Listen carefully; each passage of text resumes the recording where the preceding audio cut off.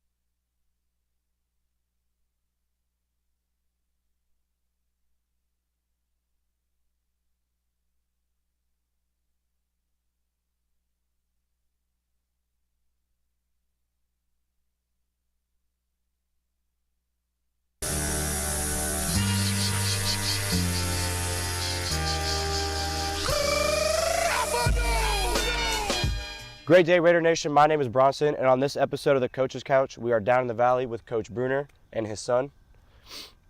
Today we're going to ask him a few questions just about his philosophy, how the season's going, and everything. Coach Bruner, would you like to introduce yourself? Hey, I'm Coach Bruner. Great morning, Raider Nation. This is DC Bruner. It's his birthday, so if you see him around, wish him a happy 12th birthday. Go Raiders. Great. We're going to get into the first question. So, Coach Bruner, what is your coaching philosophy on and off the field? You know, the biggest thing we're trying to accomplish here is help young men be better young men. Hopefully help them grow to a point where they leave us better than when they arrived. I think high school is a difficult times. You're going to be challenged with academic difficulties at times. You're going to be challenged with life difficulties at times. And football is a very tough sport, which takes a lot of commitment, right? And so I think it's trying to just teach young men how to be prepared for life, you know, and football is a great vehicle to do that. So we're going to try to project positive energy and be great young men and great people.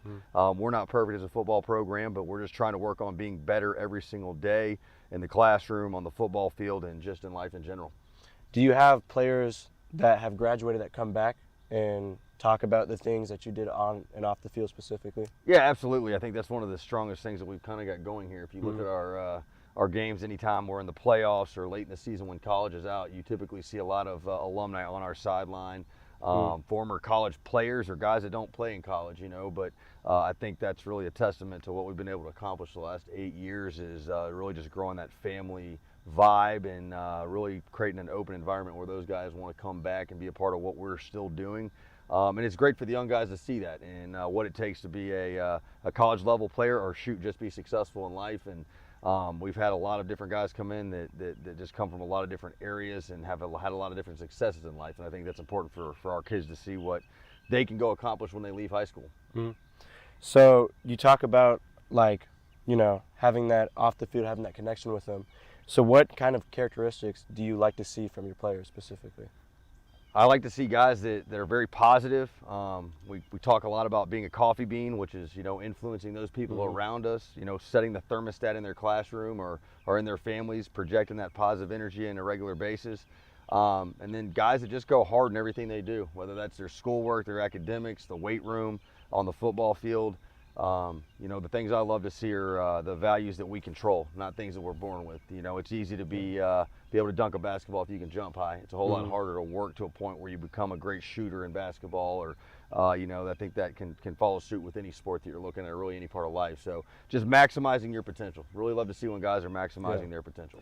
And do you get those, like, that philosophy of what you want to see in people from yourself or from your past coaches, from when you were a player or something like that? Yeah, I think a lot of it comes from, you know, past experiences, guys that coached me. You know, football was a life changer for me. It helped me get into a school that academically I probably shouldn't have gotten into. I was able to graduate in 4 years, and you know, it did a lot for me to set me up for what I wanted to do in life. And I never thought I was going to be a high school teacher and football coach when I came out of high school. But at the end of the day, football's done a lot for me, and the men who've been involved in my life through football have done a lot for me. So we're just trying to pay it back for our young people. 100%. So what do you think is the biggest challenge high school athletes face today, and how do you help them navigate it? Quite honestly, I think it's harder than ever to be a high school student, to be a teenager. You know, you're challenged with so many things, social media, the constant attention to your phone. I didn't have a phone when I was in high school. We had a pay phone that you had to go use. You know, you put a quarter in it. Have you ever used a pay phone, Bronson? You know what one of those is? I don't think I have, but I mean, I see them, you know, on the street. Yeah, so we had pagers and pay phones back then. So yeah, I mean, I had a home phone when I was a kid. Yeah. So, you know, a little bit different upbringing, but you're just exposed to so many things. I think there's so many areas where you guys can fall into trappings through social media or other areas of social life that don't really provide substance to your life, you know. I do think the interconnectedness that you guys have is really neat, but there's also some trappings in that as well, you know. So I think just being a high school athlete now has been harder than ever. I think there's more of a direct to consumer product now, whether you're a high school kid or a college kid. So your social media allows you to get directly to the people, as opposed to, like, in the past, you've typically seen, you know, guys in college and getting into the NFL really being branded by Under Armour or Nike, whereas now that branding is starting at a very local level. So you got NIL stuff that I think becomes more of a challenge. I just think there's a lot more pressure, and it's just harder to get to where you want to go. The college level scholarships are shrinking because of the transfer portal. So for guys that want to go play at the next level, it's becoming more difficult. So, I think just in general, it's harder than ever to get to where you want to go. But that's why high school sports is so important, because everybody can participate in high school sports. And that's why for us in football, we're always going to be a no-cut sport. I want to have a chance to impact as many guys as possible. And unfortunately, every kid on our team doesn't get to play a million reps on the field. Every kid on our team doesn't get to be a 5-star, but they can learn to be a 5-star human being and hopefully be a 5-star father and husband one day. And that's really what we're striving to try to do. Right. So you talk about social media. Is there any way that you try and, I guess, protect or control your players' influences on social media? Yeah, I've got the director of operations, Coach Monty Bumper, who helps do a lot of stuff like that for us. So he's involved in academics, recruiting, and social media. So, yeah, we talk about social media. We signed a social media contract as a team, and we try to make sure that we're using it as a tool and not a hindrance to what we're trying to do in life. And I think, again, social media can get you into so much trouble, but it can also be a helpful tool, But I think the other piece of it is, I think it can be a distraction at times, I think everybody that's probably listening to this can find how many hours get wasted scrolling through social media, and is that helping us be a better human or better in our academic world and that kind of piece. So we're trying to learn how to use social media the right way, and also make sure we're monitoring it and making sure it doesn't hurt any of our young people. But it's absolutely vital in the recruiting process for football that our kids are using social media, and especially Twitter. What do you think about your players having the opportunity to earn funds like via NIL? I mean, look, I think it's amazing. Anytime kids are getting an opportunity to be successful and benefit from it, I think that's pretty amazing. You look at the Tyler Atkinson kid that's over at Grayson. He just was able to, bless his team with cleats. I think that's pretty neat. That's a kid that's receiving NIL benefits and being able to provide for his teammates. And I think that says a lot about, what he's trying to accomplish from a team perspective. So I think in that regard, it's really neat. I think it can result in some negative consequences, though. It can be a divider in teams, as far as where those rewards are going and whatnot. But, I'm never going to hate on a kid that's getting opportunities to be successful. You got these college guys that are multimillionaires, and good for them. They've worked really hard to get to where they're at right now, and hopefully they're learning to have direction with those funds and those monies, and kind of a thought about where the process is going to be down the road, and not just wasting it away, because we have college guys currently right now that played for us that are getting NIL deals, and that's stuff that we try to talk to them about when they left out of here was, what are we doing, setting yourself up for the future.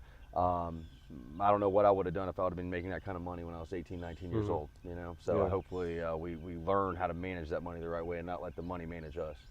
So outside of obviously position drills and on the field stuff, what do you do, I say off the field, that, going back to earlier, like you said, connects with the players on a more personal and emotional level with them? We've done a variety of things. We actually hired a mental health coach a few years back. And Coach Hendricks? Yep, Coach Sierra, and he played here, ran track here, ended up running track in Michigan, ended up being a double major up there. And so he actually, because of some of the things that we did here, built out a curriculum. Me and him sat together and built out a curriculum, and a lot of it had to do with the mental health coming out of COVID. And we've been doing this with our kids, typically on webs, but just throughout the years, and he's been with us. Well, it's really turned into something huge for him, because he's out at USC in California working on his doctorate, really building out this program that we kind of started here on a bigger scale, where he can take it to high schools around the country. And I think this mental health piece is a huge part of growth. And it's something we need to be focused on, and not something we need to be afraid to talk about. There's a lot of guys dealing with anxiety or issues that we may not know about, and trying to find ways to help them navigate that is absolutely critical. Strategies to do that is absolutely critical.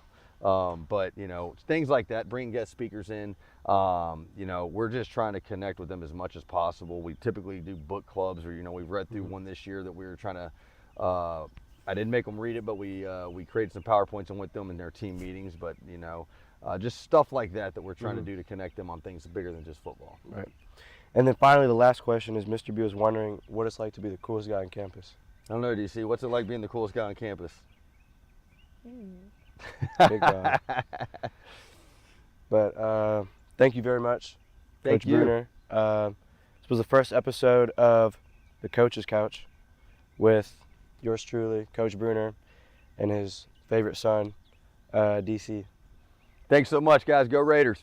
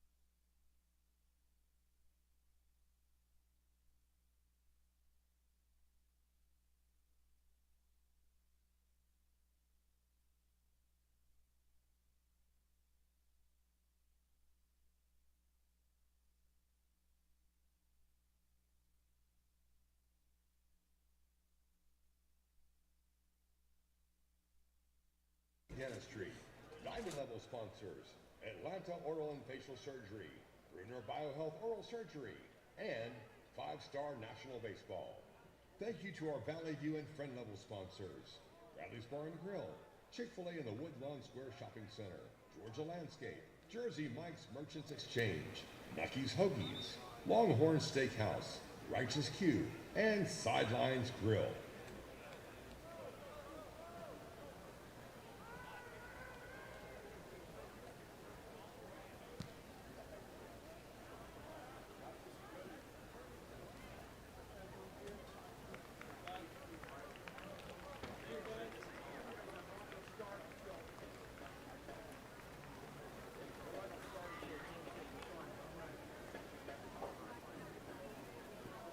This is Mark Ashton, your public address announcer, and welcome to Raider Valley, and welcome to Senior Night 2024.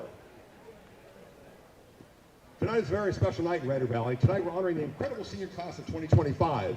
These remarkable students have shown dedication, passion, and true Raider pride. A huge thank you to each senior for your hard work and commitment to Walton High School. We're excited to see where your journey takes you after high school. Let's hear it for our seniors.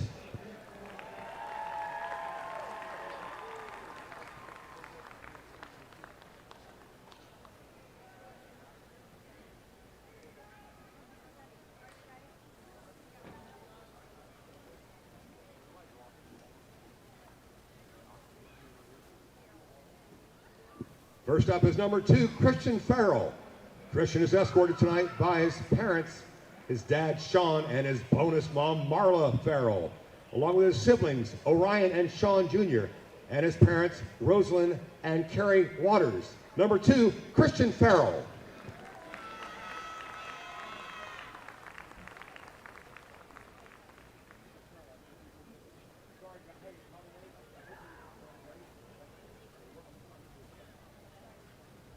Next up is number 4, Caleb Carlson. Caleb is escorted by his parents, Kelly and Tim Carlson, and his sister, Chloe. Number 4, Caleb Carlson.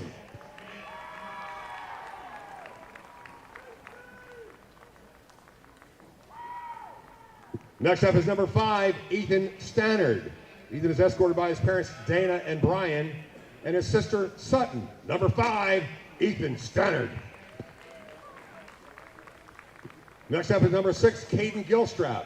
Caden is escorted by his parents, Mallory and Aaron Kelly, along with his siblings, Nova, Monroe, and A.K. Jr.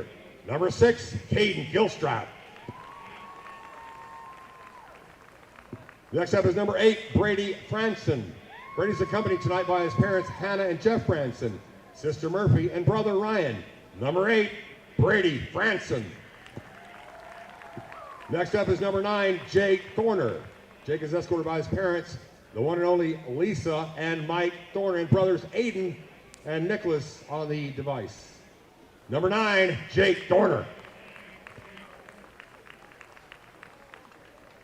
Next up is number 11, Hogan Hans. Hogan is escorted tonight by his parents, Jill and John Hans. Number 11, Hogan Hans.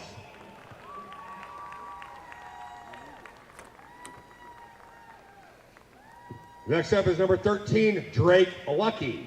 Drake is escorted by his parents, Nicolette and Dustin Lucky, along with his brothers, Gino and Sylvan. Number 13, Drake Lucky. Next up is number 16, Kalfani Hefner. Kalfani is escorted by his parents, Tasha and David Hefner, his sister Asada, as well as his brother, former Walton football player Mustafa, and Bilal. Called number 16, Kalfani Hefner.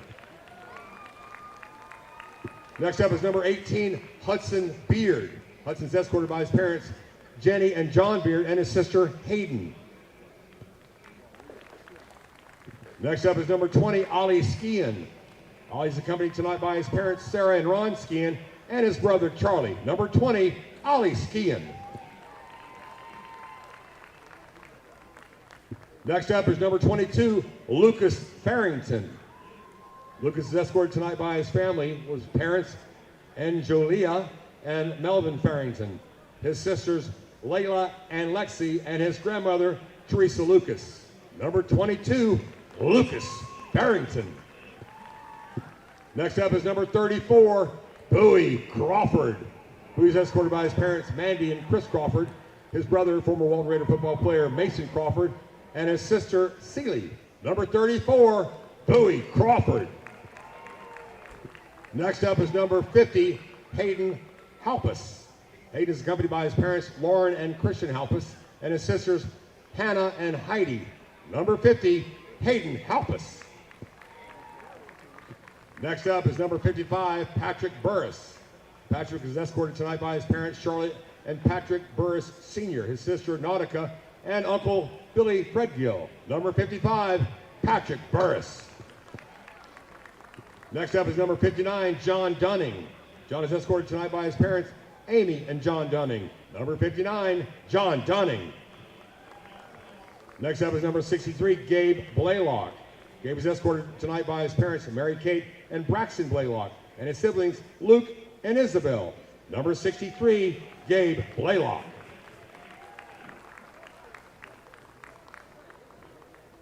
Next up is number 72, Tommy Ross.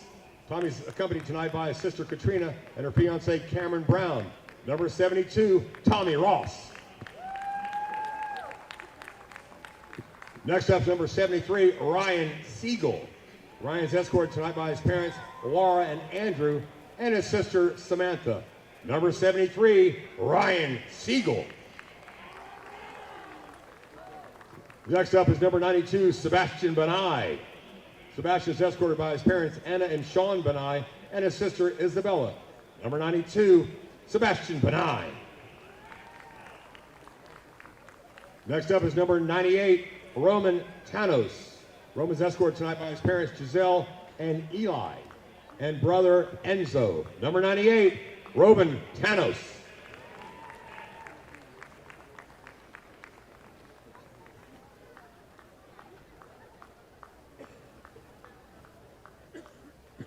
Next up, our senior football team managers.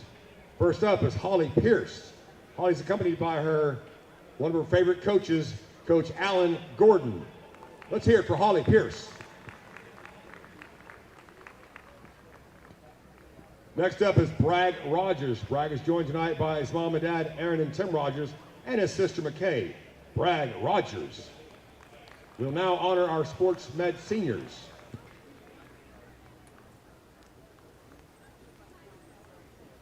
First up is Leah Budiab, escorted tonight by Mireille, along with her sister, Lana. Leah Budiab.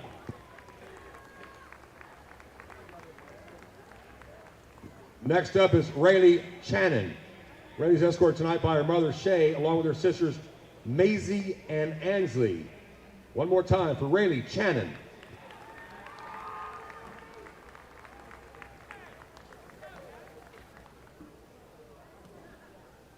Next up is Sarah Field. Sarah's accompanied tonight by her parents, Katie and John. Sarah Field. Next up is Phoebe Person. Phoebe's escorted tonight by her mother, Amelia. Phoebe Person.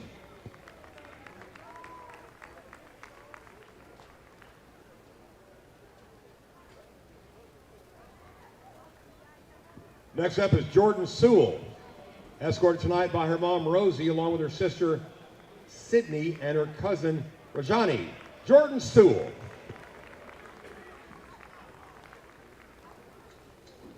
Next up, we'd like to celebrate our senior Superman and Superwoman. First up is Superwoman, Olivia Culbertson. Olivia is escorted by her father, David Culbertson.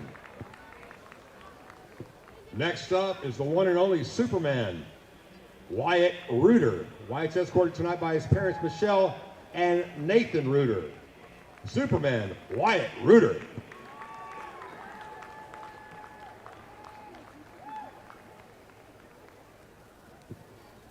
Next up is our senior cheerleaders. First up is Mary Ella Case, escorted tonight by her parents, Sean and Deanne, along with her sister, Lauren.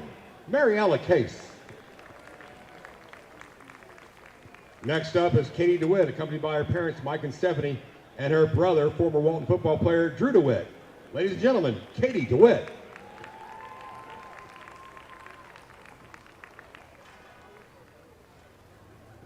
Next up is Hannah Diaz. Hannah's escorted tonight by her parents, Jeff and Melissa, along with siblings, Allie and Zoe. Hannah Diaz.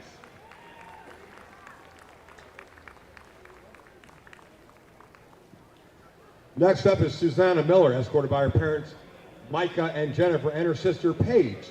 Susanna Miller.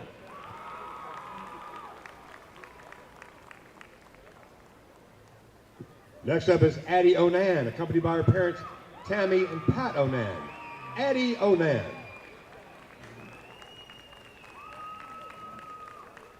Next up is Hanley Posner. Hanley is escorted tonight by her parents, Robbie and Carrie Beth, along with siblings, Hudson and Harper. Hanley Posner.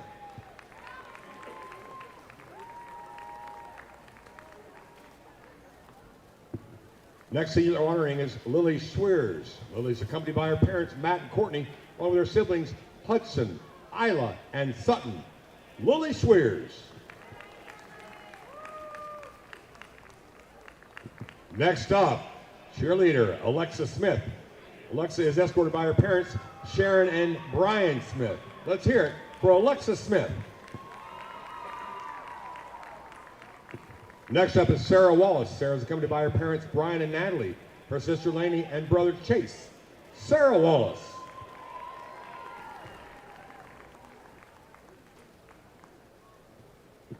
Next up is Layson Wiles. Layson's escorted by her parents, Curry and Christian Wiles, and her sister Adair. Layson Wiles.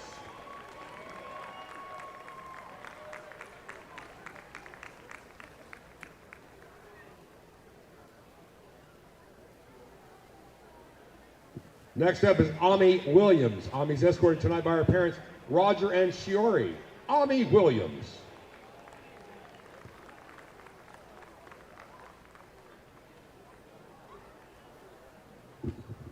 It gives me great pleasure to turn this microphone over to the one and only Wesley Taylor. And now, ladies and gentlemen, your Walton Raiders senior marching band members. First up is Aiden Allen. Aiden is escorted by his parents, Vicky and Darren Allen. Aiden Allen.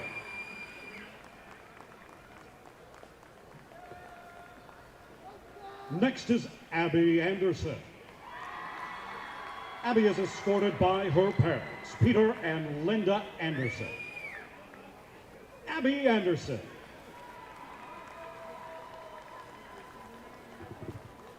Our next senior is Adam Buffet. Adam is escorted by his parents, Debbie and Chuck, sister Kayla, and grandparents, Charlie Buffet and Bob and Susan Schrader. Adam Buffet. Next is Jeremiah Chu. Jeremiah is escorted by his mom, Dr. Thasha Chu, and Dad Larry Chu. Jeremiah Chu. Our next senior is Lauren Chu. Lauren is escorted by her parents, Tom and Amy Chu, and siblings, Audrey and Kayla. Lauren Chu. Next is Nicole Downs. Nicole is escorted by her parents, Drew and Dory Downs, and her sister Kylie. Nicole Downs. Next is Ethan Greenfield. Ethan is escorted by his mother, Alyssa Morelli. Ethan Greenfield. Next is Layla Hampton. Layla is escorted by her parents, Negra and Suad Hampton, and her brother Kenny. Layla Hampton. Our next senior is Zoe Herring. Zoe is escorted by her father and stepmother, Steve and Kimmy Herring, sister Madison and niece Cora. Zoe Herring. Next through the arch is Cordy Harmon. Cordy is escorted by her parents, Mark and Terry Harmon, and siblings, Dylan and Olivia. Corey Hardman. Our next senior is Zachary Eycliffe. Zachary is escorted by his parents, Kathleen and Waleed Eycliffe, and his grandparents, Fatima and Zubir Eycliffe. Zachary Eycliffe. Next is Nihan Condre. Nihan is escorted by Mr. Scott Beck. Nihan Condre. Our next senior is Spencer Lee. Spencer is escorted tonight by his parents, Sean and Frank Lee. Spencer Lee. Our next senior is Victoria Markey. Victoria is escorted by her parents, Steve and Sonia Markey, grandmother Sonia, and cousin Victor. Victoria Markey. Next we have Parvati Nawadi. Parvati is escorted by her parents, Sadanang and Urmila Nawadi, and sister Bhagawati. Parvati Nawadi. Our next senior is Gavin Pachon. Gavin is escorted by his parents, Larry and Abigail Pachon. Gavin Pachon. Next is Catherine Parfenov. Catherine is escorted by her parents, Alex and Aliris Parfenov, and her sister, Natalia. Catherine Parfenov. Our next senior is Connor Park. Connor is escorted tonight by his parents, Chinsu and Stephanie Park. Band senior Connor Park. Next is Quinn Riley. Quinn is escorted by her parents, Rich and Laura Riley. Quinn Riley. Next we have Mac Tyler. Mac is escorted by his parents, Chris and Caroline Tyler, as well as his brothers, Dominic, Topher, and Toby. Mac Tyler. And our final marching band senior tonight is Claire Vandenbush. Claire is escorted by her parents, Jennifer and Dieter Vandenbush, her sister Paige, and her grandfather, Mark Robinson. Claire Vandenbush.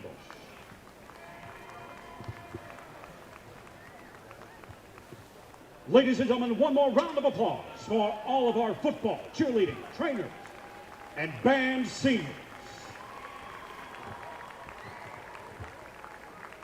Ladies and gentlemen, we have 7 minutes until the national anthem. 7 minutes.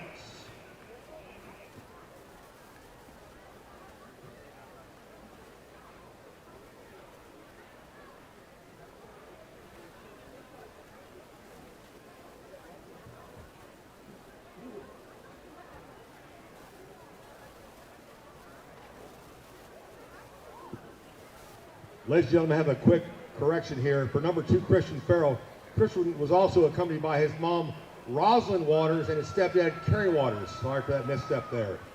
And congratulations to all of our seniors on Senior Night 2024.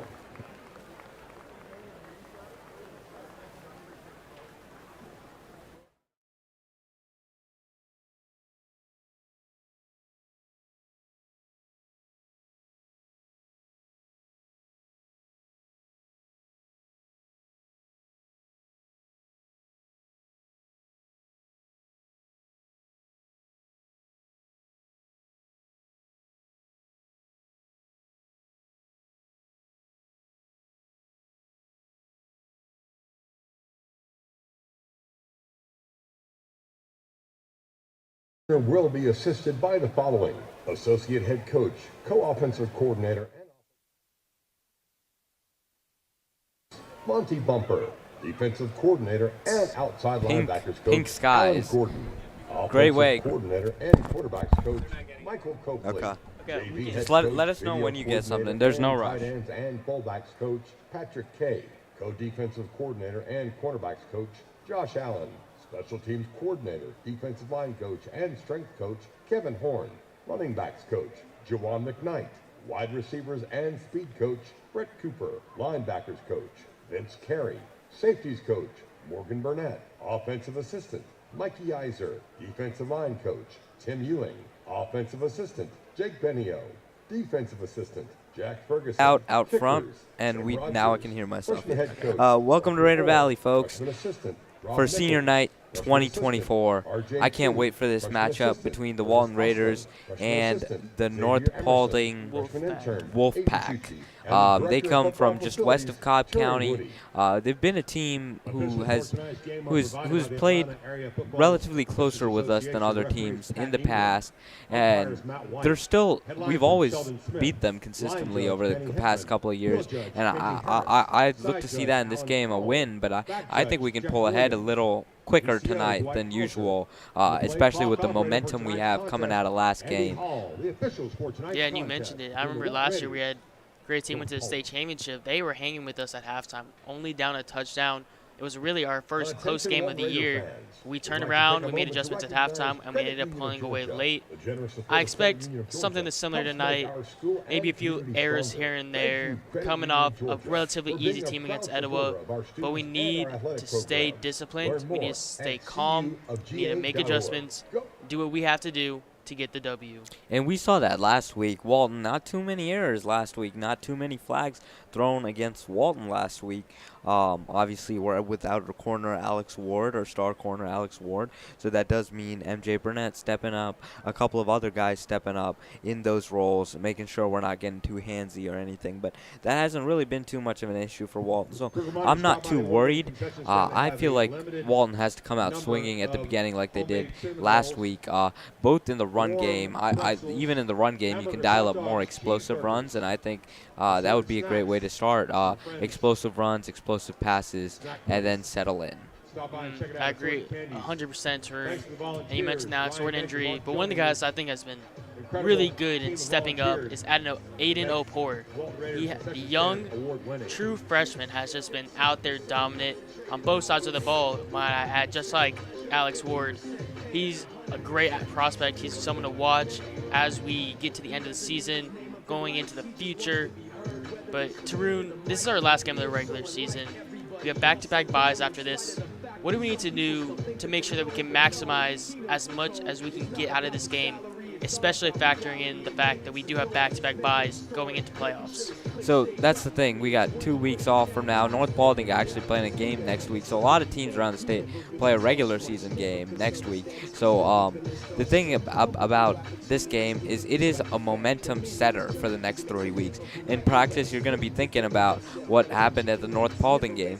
It may not matter as much what happened a couple weeks ago at a different game, a Wheeler game, or one of the games we lost. But today, if we set the momentum, if we do everything right today, it gives you a blueprint for going forward into the playoffs. Being disciplined today can allow for growth in other areas over the next few weeks, and in the playoffs To get deep in the playoffs and make a championship run, there's some work to be done. And if today is played right, it can be a blueprint for that work. Absolutely. And if we get the win today, we do lock up a playoff spot. And not only that, we also get a home game in round 1 of the playoffs, depending on who we play. So, Tarun, we're about 17 minutes from kickoff here. What are your keys to the game for Walton tonight? So, like I said, coming out strong, coming out swinging is important. The other thing is the O-line did pretty good last week, held up. Against a little tougher maybe pressure tonight, I want to see them continue to give Caden that protection, give him that time, even on the rollout, go with them for a little bit so that Caden can identify the opportunities down the field. So that's what I'm looking for the O-line to step up today. We know the defense has been doing great, and I don't need to even mention them because they've been holding up their end of the bargain, and they've performed exceptionally. So I'm looking for the O-line to hold up and us to make explosive plays right off the bat. All right, Tarun, now we're going to send it to our wonderful PA announcer, Mark Aston, and for the national anthem. Move and get yourself some goodies as we prepare this matchup.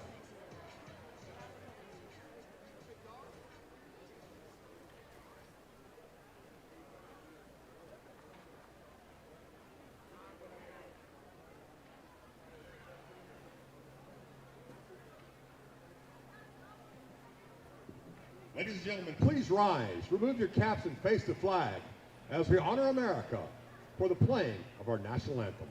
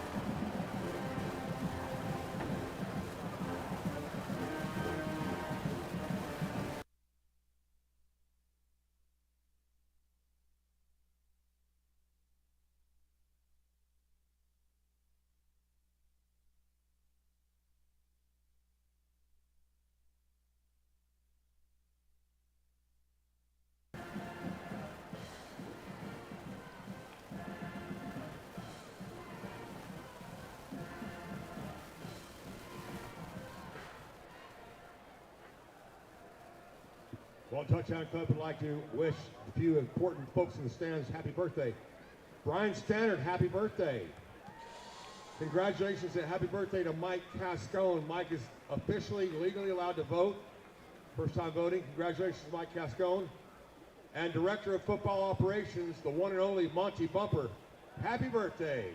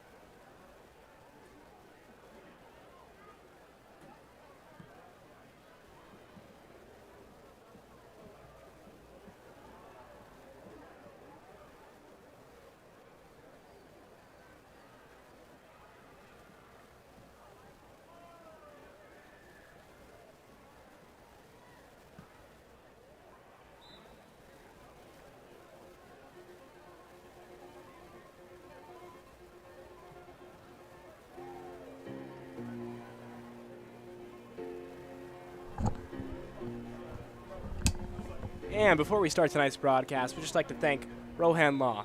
They're your best friend on your worst day. Also, thank you to Morning Dew Landscapes, East Cobb's premier landscaping company.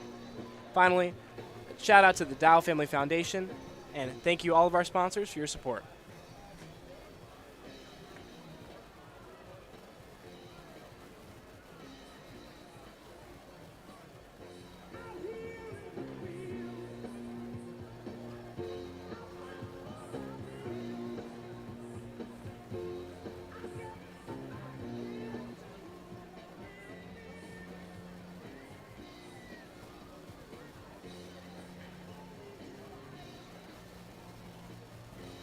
I'd like to thank Patrick and his team at Righteous Q, proud sponsors of Valley View, the East Piedmont Shopping Center.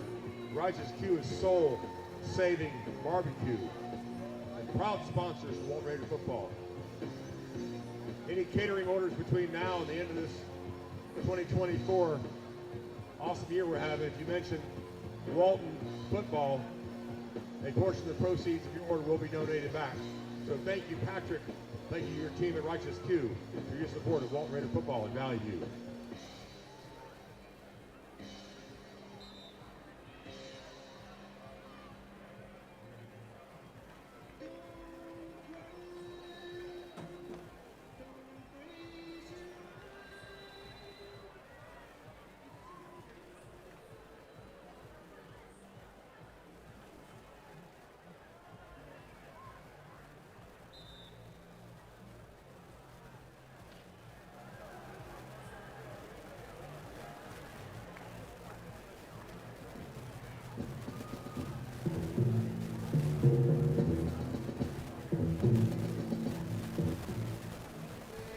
The autumn wind is a pirate, blustering in from sea.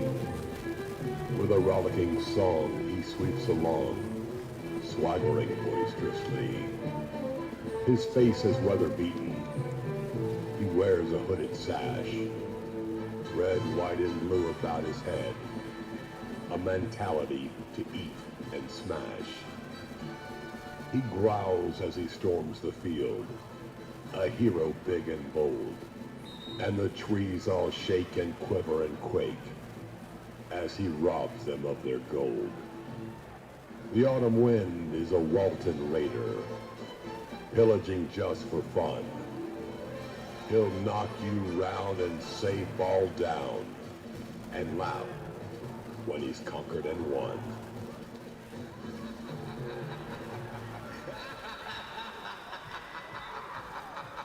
Let's go, let's go.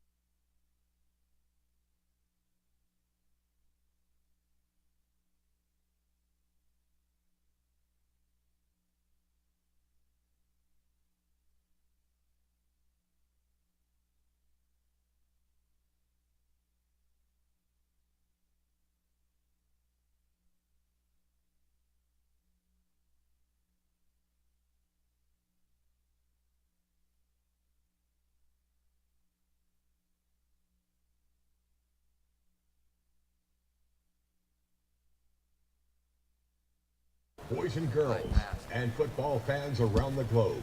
Please direct your attention to the field for the Cactus Car Wash coin toss. Cactus Car Wash and Blue Penguin, the official car wash partners of Walton Welcome to Raiders. Raider Valley, folks, for the final home game of the regular season. Well, final game of the regular season, and we're lucky that it is at Raider Valley tonight. The Walton Raiders are taking on the North Paulding Wolfpack, who come from out west, little west of us, west of Cobb County's Paulding County, and North Paulding Wolfpack looking to. They're 5-3, but they're looking to get a meaningful win here tonight because they're 2-2 in the region.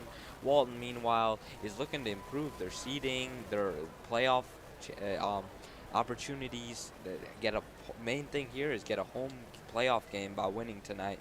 So that's the matchup you're in store for, and you're gonna see one really great team and a pretty good team for the state of Georgia. Take the field of play tonight. What are you expecting, Arthur? Yeah, so I think there's a lot of good to come from this game for Walton. Either it's just the win, improving standings, region record, looking to try and get a home playoff game with a win tonight. And outside of that, there's a lot riding on this for the school. Senior night tonight, you got to see a lot of seniors being recognized, sports med, cheerleaders, football players themselves. And so the stands are going to be packed tonight, and everyone's going to be hyped. So it's time to lock in, peep game and lock in, get the win tonight, make everybody happy, and move on. And again, just you mentioned senior night. I hope you all know us by now, but I'm Tarun Swarnam, my fellow announcer Arthur Walton. We're seniors ourselves, and we really enjoy broadcasting the football games for y'all. And in order for this to continue over to the next classes, the juniors, the sophomores, for them to continue to broadcast football for you, and Arthur to bring you basketball a little later this year. We need funding, and we mentioned our sponsors earlier, but if you want to get mentioned, you want to help support us, search up Walton Broadcast Booster Club and check us out. And there is the Walton flag, where the Walton Raiders are about to take the field. North Paulding just took the field, and the environment is really good tonight. It's good weather, good environment. Walton Raiders looking to get pull away with this one in the early stages. Ladies and gentlemen, as you can see, Walton Captain Ryan Raiders. Siegel leads out the Walton Raiders. What time's on that 40-yard dash there for Siegel? It doesn't matter. He can get around the edge and get the blocks. That's all Coach asked for, and I'm sure Caden Gilstrap, that is, really appreciates that, or even more so, Lucas Farrington appreciates that when Ryan Siegel can get around and pull a defensive end with him. Yeah, no, absolutely. So yeah, their first quarter clock has been set. 12 minutes is every quarter, as you know by this point. Walton will start with the ball tonight. We're going to see Caden Gilstrap out first. I wonder whose decision that was. If that was Coach Bruner's decision, Kick off for it North was Paulding. North Paulding's decision. We'll take that. Either way, Number I like 12, starting on both sides of the ball. Caleb Jennings. I think statistically you want to start out on defense to have that cushion of a first possession in the second half. But being able to have the first drive and really set the tone for the beginning of the game, at least, is a powerful thing. Yeah, we talked about that Welcome exact to same Walton thing last Raider week, football. I think. And yeah, I agree. Getting the ball first is powerful here, especially at home field advantage. Raiders want to make a statement here. And So there's the kick. Looks like the scum kick in Madden. And I want. Ooh. Oh, and there's the cut. Noriega Thompson gets it Yeah. up to about the 43, 44. Yeah, Lucas Farrington was on Number 11. 30, Noriega Thompson Nori fields the Thompson ball on and the gets return. up 10 to 15, really 15, 20 yards maybe. And that's a great return. Walton will Job start made off by with number great 3, field Markel Taylor, position. alongside The number 6, official Cedric puts the ball Stewart. down at about the 42. The Okay, ball will well, be spotted at the close enough, 42-yard close line. First and 10 Raiders. So, great field position for the Raiders to start out. No excuses to not just go out here and show them what's up. Yeah, so today only one Ward's out on the field. Christian Ward, Alex Ward again. He's not out on the field today. So MJ Burnett, Aiden Opore, they need to step up tonight. But I think this play is for Christian Ward on the left. He's standing one-on-one, or it's a run play out to your left with Lucas Farrington, and he will get 2 yards. Farrington's taken down at the 44-yard line. Always a good thing to set the pace with the run early. That's the one thing that you want to have as a constant. The passing game, very dynamic, deep, intermediate, short routes, but having that strong run foundation that we've had all season long, especially as of recent weeks, with that double-handed punch of Lucas Farrington and Noriega Thompson has worked really well for Walton thus far. Yeah, and good job by that O-line there. There wasn't, it didn't seem like there was much at the beginning, but they opened up a little lane for Farrington. Here's a flag, and Farrington gets away to the 30, to the 20, to the 10, and I believe if this stands, this will be a touchdown, but unfortunately, I think this one will be coming back. Yeah. Really, really unfortunate to see. Quick pitch to the left, pulling guards. Seems like they got there, but it's going to be a false start on the Raiders. That's going to take that one back. Farrington probably a little upset wants that long touchdown. Yeah, that's really unfortunate. I thought maybe there was a little maybe holding when I saw when the flag came out, but there didn't seem to be any holding. And yeah, like you said, it is a false start. That's the mistake you can't have. That's the mistake Wesley was talking about in pregame. Just completely, that's like what happened to DK Metcalf a couple of weeks ago. Yeah. Not anything that affected the play, but.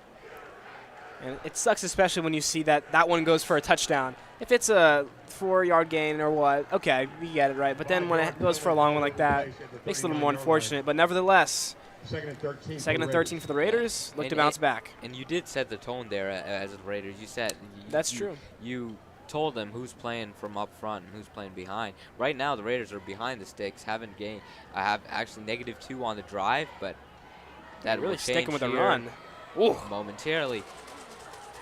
And Lucas Farrington doesn't get quite to the line of scrimmage, or no, doesn't get quite back to 3rd and 10, but he does get to the line of scrimmage and is taken out on that sideline. Vicious little stiff arm there. I like to see that one. Really put the guy on the ground there. Yeah. It was a kind of edge run out to his right, and that's a lot more. The O-line's got to step up there. Lucas Farrington did everything he could. Yeah, clear passing situation for the Raiders. Look to see Christian Ward get active early. Yeah, and you got Caleb Carlson there on the inside slant too, but he's going to take it to Ward as we and batted up in the air, intercepted. It's going to be number 5, Jamari Carter, the senior DB. Bobbled, and then Jamari Carter comes down with it. The senior gets the grab instead of Christian Ward there. The ball was a little behind him, but Jamari Carter takes advantage of that. Yeah, great coverage there. So it was a comeback route on the left side for Ward. Comes back, ball solid placement. Unfortunately, just gets tipped up in the air in a position for Connor to come down with it. It was very tight coverage there. Good job by Carter. Carter played it well all along there. Yeah. Unfortunate. North Paulding now, they have great field position. I think they understand how important it is to capitalize. And there's a low snap. Number 19 is going to throw it out to his receiver. Number 1, Nyers pass Dubé, number 1, and Onjin comes down with the ball for a 2-yard gain. Number 3, Noah LaValle. Noah LaValle, our favorite, on the stop, gets another tackle, continues to lead this team in that department. Yeah, if you had to bet on anybody to get a tackle, it's going to be Noah LaValle. Leading the season leading the team with 104 total tackles on the season, solo and assist combined. 100%. So, again, North Paulding now, they know how crucial it is to score and get up first on this formidable Walton defense, as there's another kind of not great snap, and there's nowhere to go for the running back. I don't think there's any gain there, actually. So your quarterback for North Paulding is actually number 19, Tyler Neer. He's a junior, so stop made by number 34, we wish him Crawford, luck in this environment, but Walton's defense is just that box up front has been unwavering all season and continues to be unwavering to our happiness. Tommy Ross lining up down the center in a nose tackle position. He's been bringing some pressure tonight. And Neer tries to air it out, but that's going to be incomplete. Nope, gonna reel that in. I Dubé thought- and Anjan. Yeah, I didn't think he got his feet down there, but they rule it a catch for an Anjan. Look good to me, actually. Play action. Got the receiver open, playing the soft coverage, giving up the boundary, and good look for Near as starting to knock on the door now, North Paulding. Yeah, they moved the chains with that one. So the fresh set of downs for North Paulding. They got all their options open. Out wide, Walton's been playing pretty good coverage on the wide receivers. And Anjan's been getting all the catches from the slot. He's lined up wide right now, so we'll see if that changes anything. Another snap, a little check down here, and he's got some room to go, but he gets leveled about 3 or 4 yards. Kingsley And Simpson. that was number 14, Kingsley Stop made by Simpson, on number the check down. 23, M.J. Burnett. And MJ Burnett, who's kind of filling in for Alex Ward right now on the left Second and side 6 for the corner, Wolfpack. he comes up to make that stop. So there you go. We were talking about how North Paulding wasn't quite Etowah. They were a little ahead of them, and they're getting something going right now, but it's important for Walton to get the stop here. They've loaded the box, and it's going to be a pass play, though. And he's going. Gets Down to the 2 or the 1, yeah. To number 86, Bryce So they're really Davis. getting these underneath passes, and they're getting the run after catch, and really knocking on the door now, Stop made by North number 23. Paulding. Yeah, good job by MJ Bryce Burnett. Davis there. There were a couple of blue jerseys there. He kind of carried them a little. First and goal for the Wolfpack. Now it's gonna be interesting to see what they do. They've been pass heavy, very pass heavy for a high school team. And, Yeah, but they're in a weird formation right now. Wildcat, it seems, but they're definitely going to be running this one to the right. And he drops the ball. But he tries to go up the middle, but there's just nowhere to go. That's the Walton specialty right there, down the middle, stopping the run. And Jalen Burks you see how they all on the converged carry. onto the runner. Yep. Number 5, Ethan Stannard, Stop all made comes by all the way number down 9, from Jake the Thorner. safety position to help Jake Thorner with that tackle. Second and goal, Wolfpack. So now it's second and a little longer, so it's very feasible to get the stop, force a And field they're goal. still in that same formation. Wildcat, Yeah, yeah. Wildcat. And he wow, gets great stopped. wrap up. Yeah. Number 8, Jalen Burks, the ball carrier. Jalen Burks, a lot of different names for Stopped North at Paulding the getting 2-yard involved, line. though. I will give them that. He tries to By get up number the 3, middle. Noah O-line couldn't do LaValle. its job against that Alongside formidable number front 20, four Ollie with Skean. Bowie Crawford and Tommy Ross Third and goal, Wolfpack. and all of them up there. That time it was Bowie Crawford on the stop. He just ran off the field. Now you got Hayden Halpus in there. You got a couple of guys up front. Yeah, so they stuck with that same formation now, shifting to a more conventional style. Or no, With Bowie Near under Crawford center. is still on the field with Hayden Halpus. It was Ruddle who had the last stop, who ran off the field. And here's a regular shotgun, and And tipped, and there's a flag. Pass There's is laundry on the incomplete. field, but good coverage, I think, That'll by bring up good a clean 4th coverage and there, I goal thought, by Walton. For North yeah, Paulding. Near intercepted by Yeah. Stannard, I believe. Yeah. Let's see what the call is. Stannard and Thorner were in that area. Holding is the call. Well, we'll take it. As long as holding on. Yeah. North Paulding. Right, yeah. That's what it looks like, but yeah. It is, holding it has is. been Just the declined. word holding doesn't necessarily. Yeah, typically, Yeah. obviously, on the offense, Yeah. but Yeah. it's certainly possible Yeah. for the defense as well. Yeah, so so it's going to be 4th down because Walton did decline that penalty, smartly forcing the field goal here. Number 38, You don't Hernandez want in North Paulding to have the for a opportunity to get up by 19-yard field 7. goal attempt. Good call there. If North Paulding gets up by 3, no Whizzing it biggie. into Walton the can hole. come right back and get a touchdown. Oh, wow. And I don't think that was trickery. I think No, that but it was- kind of yeah. looked like trickery the way it Yeah, bounced yeah. off. And he had it in stride, too, but obviously, Yeah, Walton that's- defense, It's hyper aware kicker. of what's going on. Yeah, if that was kicker's trickery, I tackled would say that wasn't very smart trickery. But I think on there was the just a 9-yard line. bobble on the hold. The kicker By gets number 3, it, and he's bottled up. Noah That's Jake LaValle. Thorner. All Jake Absolutely. Thorner there. Alongside number 9. What a tackle. Jake Thorner trying to get up and beat Noah First and LaValle on 10 the Raiders tackles. And he from the gets his 9-yard tackles line. at big moments. This was a really big moment for him to get into the backfield. Absolutely. And he's second on the team in tackles behind LaValle with 85 on the season. Showing his awareness just right there. So obviously, offense back on the field now. Gilstrap has a lot of linemen and tight ends right there, so he hands it off, and not very much of a gain there, but Barrington, the ball carrier, sticking with the stops run. made at the 9-yard line. Yeah, that's the way to be. And funnily enough, the one play Stop that made the by run game really number worked was the 33, one with the Owen penalty. Satterfield. After that, it's been a little bit of a net zero. So looking to see what Coach Bruner and the Second coaching down staff can and cook 9. up.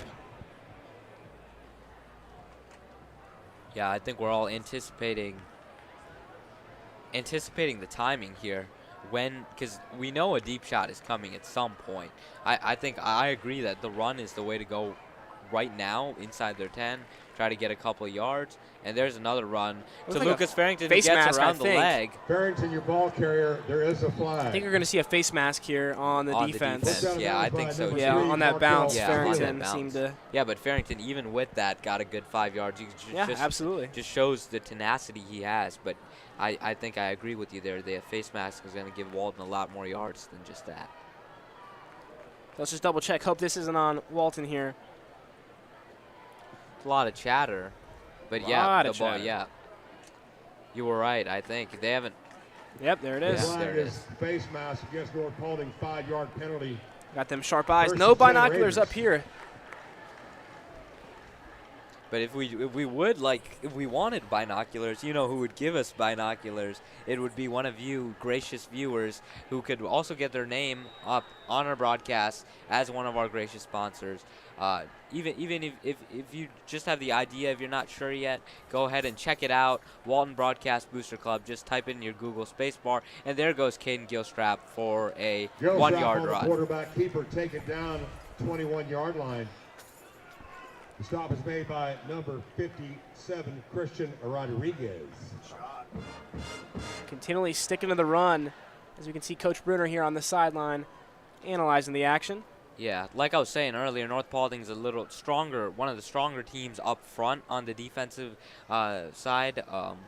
We were talking about comparing Etowah and North Paulding, and obviously North Paulding a lot. Yeah, and some commentary from Mr. B. He's saying there's some big men up on that line, and oh, there he is, 98. But this is a throw. Little overthrown there, and it's going to lead to the interception. Number 3, Markel Taylor on the interception for North Paulding. Number 19, Jude Cascone. The ball was intended for Jude Cascone there, but unfortunately a little overthrown. Yeah, you know, I bet pressure played an impact on that one. Had 98 scorch coming in hot on Caden. Got to get the ball out or take the sack. Unfortunately, that one lands in the defender's hands. Yeah, that's what we used to talk about Hiklinski having those issues, and he really came up last year by starting to throw the ball out because there's not much of an intentional grounding call in high school. I mean, there is one, but it's not called much. He used to kind of throw it out onto the sideline, kind of get away with that. Gilstrap a little late on that. So here's the quarterback for North Paulding, number 19, who finds his receiver in stride. Number 1. Dubé and Ongene making multiple men miss, and think they're going to call him out of bounds. Yeah, they're going to call him out of bounds. Inside the 5, though, Dubé and Ongene makes a great play. He kind of helps his quarterback hit him in stride, and that really helps him miss a couple of defenders in the zone scheme. Yeah, one play, and they're already back into the 5. Yeah, Ruddle comes back on to get this stop. Obviously, they came to this situation last drive, I was just about to say. They didn't capitalize. So can we have another goal line stand from the Raiders? I think we most definitely can here. This time they're gonna load up the line, go to that Wildcat again. North Paulding is, that is, and I think this time they may have gotten it. And wait on the signal. Oh, look there, mark him down right under the 1-yard line. Burks, your ball carrier. Number 8, Jalen Burks, the ball carrier. By number 5, Ethan Stannard. 2nd and goal for Wolfpack. Ethan Stannard on that stop. Good job by Stannard coming all the way up from the 3rd level of that defense. He's always lined up as the last line of defense, but he gets once again with so this many odd tackles. formation. And wow, I thought he was going to get in there, but I think he's going to be short again. Yeah, Jake Thorner comes around with the pull-down tackle there to Third down get and the stop. goal. It will be 3rd and goal. Stop Like I say, made by the number 9, Jake boys Thorner. playing a little Alongside depth number back 18, deep or Hudson coming up to Beard. make some stops here as well. But I think this time we might go jam cover and completely seal off this drive. They're going to go Wildcat again here with number 8. And he's going to go out to the left this time, and his perseverance pays off. Jalen Burks gets his touchdown. Run for North Paulding. That touchdown's going to be brought to you by Rohan Law, your best friend on your worst day. Number 38, Max Hernandez in for the point after attempt. Listening. Max Hernandez to kick it for North Paulding. Try to make this a 2-possession game. Well, it's a 10-point game. It's 7-0, sir. The point after attempt is They good. missed. Remember, the For field goal got 3:39. bobbled. Right. I don't know So what one I'm possession talking game. about. One possession game, 7-0. I Speaking a little crash out from Tarun. So super manageable still for the Raiders, but gotta lock in. And that extra point brought to you by Morning Dew Landscapes, East Cobb's premier landscaping company. And I think Caden Gilstrap is going to bring you a touchdown on this drive. Caden Gilstrap, I think we've seen his mobility, but his design runs have been very limited. Well, at home these past couple of weeks, we haven't seen too many of those. Number We know 42, those have been successful Nathan. in the past. So maybe we see, Scoto once they get kicking down the off. field, maybe see one of those this drive. That's true. Just maybe. Well, they gave him one already earlier this game. Got about a yard. But I think you just got to keep pounding him. It's like the way Derrick Henry plays. You know, you give him 16 carries, maybe he only gets 40 yards, but then it can be any single one, and you blow it, go all the way through for the end zone. So there was just an onside kick on the field. I don't know why North Paulding went for the onside there, but Stam Strickland gets it, secures it. And the Walton Raiders will have great field position at their own 49. Very interesting decision. Yeah, there honestly, by it North makes no Paulding. sense to me. I think you're up 7-0. You've got 2 interceptions. You want to pin them back as furthest as you can. So there's so many more plays, so many more opportunities. Instead, you're going to gift them hand-wrapped, great field position basket. Yeah, that really perplexes me. Looks like D-line almost jumped on that, and there's Christian Ward with his first reception of the game. Getting him involved early is important. There's Coach Gordon thinking that was a little bit of a late hit, but or unnecessary roughness, but the officials don't agree. Yeah, just got to keep rolling. Yeah. You still got your 7-yard gain there. So Yeah. 2nd and 3. Right now, got to we're equalize moving. this game first before worrying about anything else and go right back to And, it. Yeah. Gilstrap You can see his speed. He's Christian kind of, if he gets away from Push that out of bounds cornerback by right number there, 3, that's Markel gonna be First and touchdown 10 there. Raiders. Yeah. So keep attacking that side. That side's gonna be your weak side. That was your weak side for Etowah a week ago, and it's gonna be your weak side for North Paulding as well, just because of the speed Christian Ward has. Yeah, and just the fact that he has that speed is why those short passes are available to him, because they have to play a little softer on him. Oh, double move, got him to bite. Yep, and Christian Ward has the deep ball now for a touchdown. End zone call, touchdown. Just Christian that Ward. was beautiful. A double move and just completely ruses the corner. Like I was saying, there's no safety help over there. We should be getting instant replay here, so. Yeah, there's the celebration there. Walton very happy with that, equalizing the score here when Benai puts it up through the uprights. And that touchdown brought to you by the Dial Family Foundation. In for the hold. I think we're going to watch the extra point first, and then we can see the replay. But it was a beautiful double move. Yeah. And because he had just run 2 hitches right before that, that corner bites. And Christian Ward from there, sweet butter touchdowns. Yeah, 100%. So here's your dynamic shot, and Sebastian Benai puts it through the uprights. The hold is good. Benai splits the uprights. Christian Ward representing the Ward family out here on the field tonight. So quick answer from Walton to resolve any doubts. Had 2 interceptions on the 2 first drives, but a powerful, concisive drive there for Walton. Yeah, now it's 7-7. Tight game right now, 3 minutes left. I think what's important now is you're going to the defense is going to be dealing with better field position, worse field position for North Paulding than they Yeah. have been in the past, giving them opening it up a little more, playing a little softer on the back, putting up a little more pressure up front, which will really help this Walton defense get the stop here. So I don't think North Paulding has really seen the full aspect of the defense yet. So we'll see if that comes to fruition here, or North Paulding is able to continue that success. Yep, true enough, Tarun.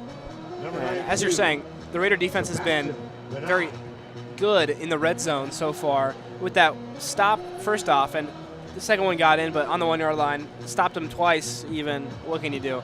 So like you said, opening the field up, Walton's going to have a lot more space to do what they want to do. But they still got to contain. There was a lot of run after catch in those first 2 drives for North Paulding, so look to prevent that on this coming drive. Yeah, and that is a deep, deep kick by Benai. But it is a penalty because it did go out of bounds there, unfortunately. Unfortunately, it did, but the penalty is 15 yards. It's still only putting them at about. Yeah, I like the strategy there. Yeah, still only putting them at about the 25, I believe. Benai kicks the ball out of bounds. The ball will be spotted at the 35-yard line. First and 10 Wolfpack. Or rather at the 35. So, average, well, maybe a little below average field position for Walton. Better field position for North Paulding, actually, since it's at the 35. But this is the best Walton's seen yet. So, obviously, like I was saying, the corners are playing a little soft on the left side, and their linebackers are ready to rush. There comes a 4-man rush. Number 19 takes his time, throws it out to number 1, his favorite receiver, Inonjin, and Inonjin gets a good gain out to the Walton 47. And number 18. Inonjin leading the team for North Paulding with 323 receiving yards so far in the season. North Paulding has been a run-heavy team this season, but tonight the pass game has really been there for them. So. Yeah. The thing is, though, the pass game is very single-faceted. It all goes through Inonjin every time. So Walton, now that they're aware of that, can adjust their play call to that. They look like a little wildcat there, but number 19 is going to take the snap himself, and he's going to hand it off to number 22, who gets to the line of scrimmage, but not much. That's Bryson Morris Martin for the North Paulding football team. Morris Martinez. Martinez. Bryson Morris Martinez gets half a yard there. Jake Thorner on that stop. We've been saying his name a lot. I think he might. This might be the night he gets in front of Noah LaValle. But we hope to say his name a lot too, Noah LaValle's name. He'd have to get about 20 tackles probably to reach him. He's about 18 behind coming into this game. But Jake Thorner, it's been his night so far. He's looking to get possibly 10 tackles plus in this game. And there's a run. North Paulding showing off the speed they have, but good job by Hudson Beard on the backside to clean it up. Yeah, Morris Martinez again, moving the chains. Yeah, it's not an ideal play for Walton, but Hudson Beard was there to clean it up to prevent what could have been the touchdown.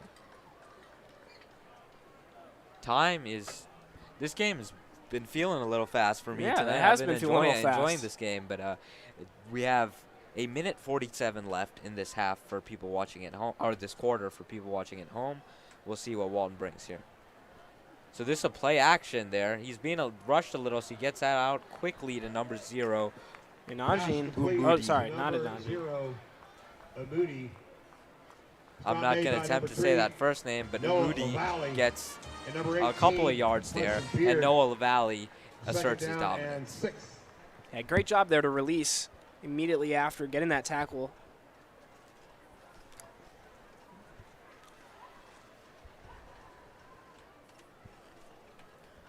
Second and 6. Number 19 this time hands it off to Martinez, and Martinez only gets a couple there. Yeah, that's the containment we want to see right there. Yeah, William Ruddle cleans it up on the backside. Jake Thorner's in there. Number 19, Jude Cascone's in there. And like I said, William Ruddle cleans it up. He's been a surprise name, I think, coming into this season. Not necessarily one that you were expecting to hear, but certainly in these past few weeks, he's been making an impact on that front line. like the helmet's Riddle, or I think the helmet's Riddle, but Yeah, he's yeah, Ruddle. Riddle. Yeah, he's William Ruddle. A lot of motion on this Wolfpack offense. I kind of like it. Yeah, two receivers to the right, but okay, there comes There the is a flag. False start. Yeah, I I mean, can see that from here. For yeah. sure. So, 3rd down and 9. much needed penalty to make that from a 3rd and reasonable to a little bit of a 3rd and 9. So yeah, this 3rd and is- 9. This is very, very important for Walton. There you can see Walton's student section there. Obviously, no take the whistle chant on this one. Give him the whistle more. Let Give him two. cook. Yeah, give him 2 whistles for that. Yeah, you can see. I think that was what we have a cook down there, a chef for Walton with the chef's hat. Yeah, But 10 seconds all left in the black. quarter right now. 3rd and 9. Got to get the stop, get this ball back, and punch it in for the lead. But first off, got to get the stop right now. I think they're going hard. Yeah, hard count. Oh, they they're snapped not. it. Eat your There's- words, Tarun. Got to get out there, make There's the the check tackle. down. Yeah. but Beautiful wrap up by Hudson Beard. Yeah, the play call there on 3rd and 9. I don't know. It's a bit of a wussy call. Yeah, check down there, and Hudson Yeah. Beard was free there to get him. Hudson Beard there was no assignment for him there, so he got the check down cleanly. Still deserves all the credit in the world there. Open field tackle, runner had momentum, great wrap up. Yeah, that's what I'm saying. He helped out with the check down there. He was supposed to be. He was playing safe. And that 3rd down stop brought to you by the Dial Family Foundation. Thank you once again for your support. Yeah, the defense has come out actually in a little bit. The formations for Walton isn't what it hasn't been exactly what we've seen in the past few weeks. We've seen a little bit of the safety and the corner position are kind of smushed a little together on these last few drives. A lot of safeties making tackles we typically see linebackers making. A little bit of motion, and I think that might be working for Walton on this drive. Yeah, especially being something they weren't necessarily expecting coming out of the gate to counter that motion, and it's a little bit of a different set defensively, so there's a little bit of adjustments to be made, through some live play, really wrinkle out the kinks in that, and presented a really good defensive drive there. So you can see the front four Ruddle has been consistently starting here out in the front four, and there's number 50 Chalpus Halpus, Hayden Halpus, Bowie Crawford playing that edge on the other side, and number 19 Jude Cascone playing defensive end on the near side. And 7. Tyler Neer in shotgun to take the snap. He's got one man behind him just off screen, and his favorite guy on the team, probably Ananjim, motions to the left. So they're trying to get a good matchup for Ananjim, but he goes to a different receiver this time and is immediately tackled by MJ Burnett. Yeah, close to the boundary, got about 5 yards there, needed a little bit more, but great stop by the defensive unit. It's impressive to hold them to 4 downs. It goes a little bit unsaid. The turnovers on downs is a very impressive thing to be able to have. Yeah, for them to go for it on 4th and 9 too. A lot of, I don't know. That's a ballsy call. Yeah, North Paulding, more than a lot of the coaching calls have been making a bigger difference for North Paulding here. The onside kick, and then now going for it on 4th and 9, giving it, not taking the points. Well, 3 points even would have been a little bit of a stretch for the kicker, but they could have gotten it. Instead, they give it to Caden Gilstrap, who's probably going to get Walton 7. He's going to hand it, or he's going to keep it. Caden Gilstrap's going to keep it, and he's not going to get near the line of scrimmage. Yeah, about a loss of 1. Interesting enough to me on that 4th down, going back to the 3rd down even, if you know you're going to go for it on 4th down, was that the play call that you wanted to get yourself a little bit in a better position for that 4th down? I'm not sure. Well, I think that was the logic behind the 3rd down play call than the check down, because I was questioning, why would they not try to get the entire 9? So, there's that's a lot clear of face pressure, mask. But so that's a face mask there. That looked like a bad one, too. Yeah. Really got him. So at least we get this one called, unlike the one in the Vikings-Rams game Thursday night.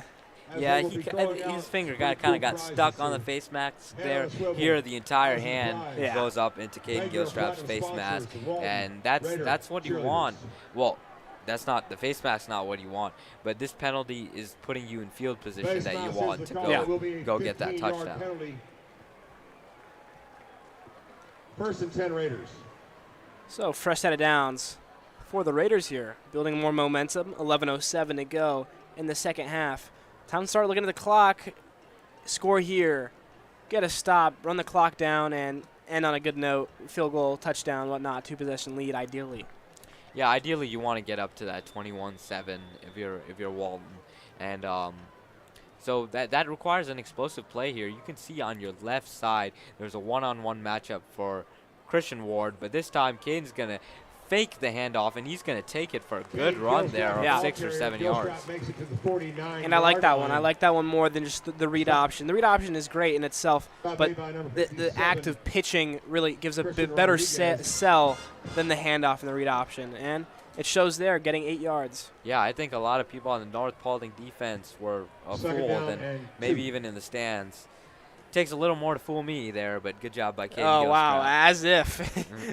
I think you might be always lost in the sauce on when Caden pulls one, so, but I'll let that slide.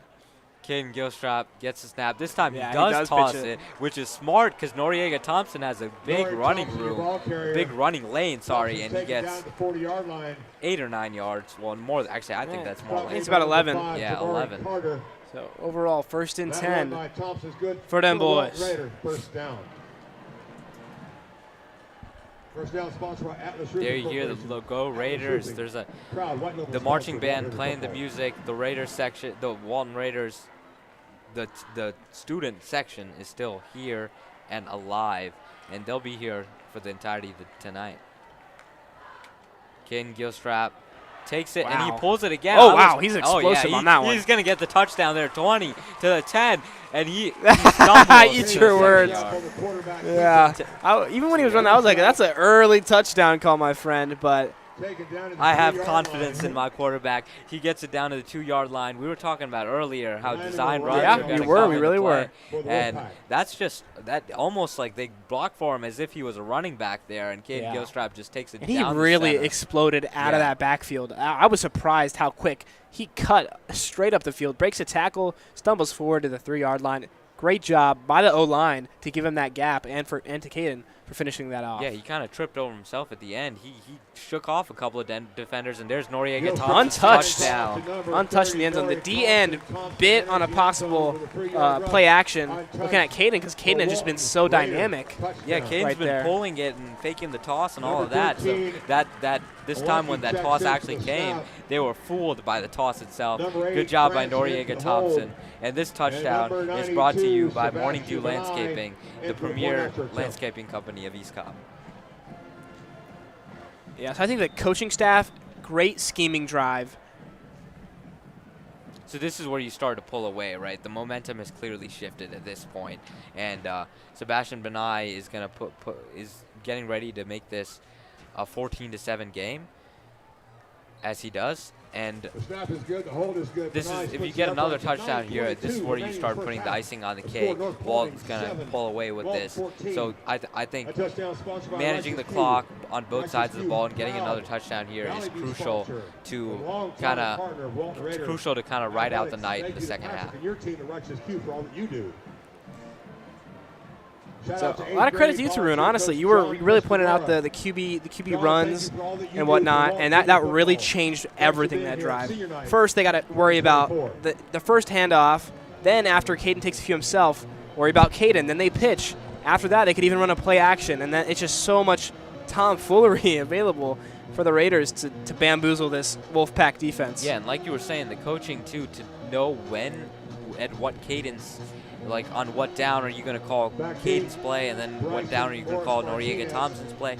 Because every time Noriega Thompson got the ball, the blocking was great. I give them credit, but also the scheming was great. That Noriega Thompson had a lot of room to run.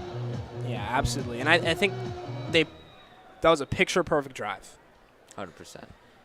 Sebastian Benai to kick from the 35, and this is a little bit of a squib for him. And stumbling. Good return though. He recovered from the almost muffed punt, and number 22, Morris Martinez. He's doing a lot of heavy lifting for that North Paulding team. And the ref this time drops the ball when he's tossed the ball. We appreciate our members in stripes, the referees, reffing high school football games. They deserve a lot of credit. They get heckled sometimes, but they deserve a lot of credit for what they do. Yeah, we also appreciate not just the refs, but our viewers for tuning into our broadcasts, hopefully every time we have a home game, and just enjoying the game with us. I hope you guys are having a quality experience at home, in your car, wherever you are, listening on the Radio Vision. So thank you once again. Yeah, pro tip, get yourself some chips and guac and just sit there and watch the game, listen to us, do what you would like to do. I'm more of a chips and queso guy. Oh, come on now. Oh, come on now, what, Tarun? And good there's strong number run. 30 Wow, what a for tackle. North Paulding. Khalil Harrell. And Malachi's speed really wraps him up there, prevents anything else. Malachi Speed, that kind of nickel corner for Walton, gets up there and gets the stop. 2nd down and 3. Yep, getting some more reps tonight due to Alex Ward being out for the evening.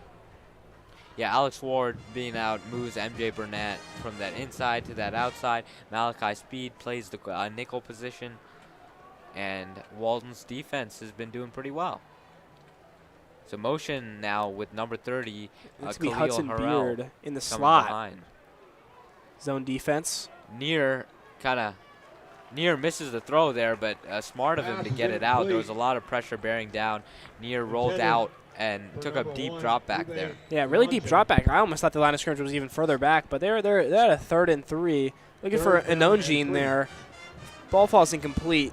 So need some clamps here by the Raider defense. Look to get that ball back once more. Yeah, and that was really the pressure there that affected him Yeah. up front with Bowie Crawford and Chalpus Halpus. Chalpus Halpus really getting into that backfield there.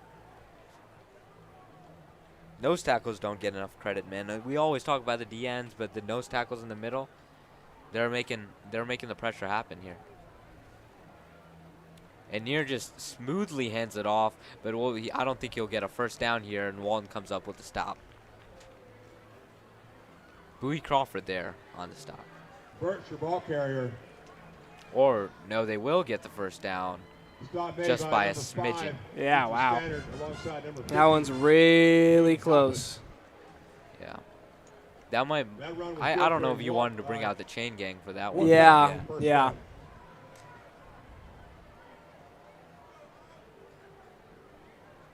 You know, it's always fun to see the chain gang come out. It's the suspense as they get right there and measure the inches, the centimeters of the ball. Yeah, the NFL even has superior technology to the chain gang, but they continue to use the chain gang. And here Near drops back, gets away from the pressure, and he finds Anonjin. That's a great play there. Anonjin gets tackled there at the end by number 2. Christian Farrell. Doing his job there on the back end to prevent the touchdown. That's a really important play by Farrell there, because you can still get the stop and stop him to 3 points, or with how North Paulding's been coaching, you can get them off with no points for North Paulding on this drive. But regardless, good play by Near there. I mean, there was a lot of pressure coming. Yeah. He stepped up in the pocket. He did everything right there. Near is we've seen him last year too, so Near is a experienced quarterback for North Paulding, being the leader for that team. So far this season, 6 touchdowns, 6 interceptions, so Ladies and gentlemen, have your attention. throwing one about every game. Look to see that one be the game-changing moment. Yeah, Caden's already gotten it kind of out of his system. Caden Gilstrap's last drive, he's been doing very well. He didn't throw much last drive, but Caden Gilstrap's gotten the interceptions for tonight out of the system. So we're waiting for not to wish bad luck on anyone, but we're waiting for one of the Walton corners to make the play. 14, Camden County 7, Valdosta 21, Tift County 10. Milton 14, And this, by the way, 0. this is the North Paulding timeout right now. That's why play has been stopped, and this timeout is actually brought to you, again, by Morning Dew Landscaping, the premier landscaping company in East Cobb. The NBA, the NFL, and Major League Baseball for scores from around the league.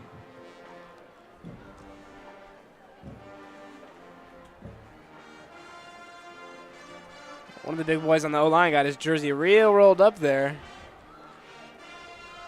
Interesting. I'll just leave it Stylistic at that. choice. Yeah.